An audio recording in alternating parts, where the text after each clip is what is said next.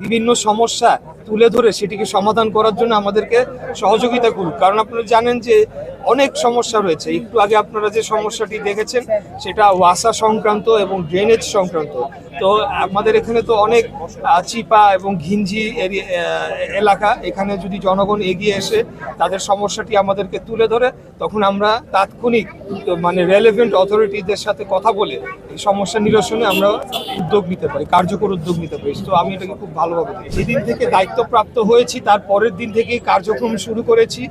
আমি দায়িত্ব নেওয়ার পর সাথে সাথে ভোক্তা অধিকার অধিদপ্তর এবং আইন শৃঙ্খলা বাহিনী, এখানকার যে আমাদের যে এবং ট্রাফিকের যারা এখানে দায়িত্বে রয়েছেন, সিটি কর্পোরেশনের যারা দায়িত্বে রয়েছেন, ওয়াসার তিতাসের সাথেও আমরা কথা বলেছি। কারণ গ্যাসের সংকট আপনারা জানেন এখানে তীব্র আকার ধারণ করেছে।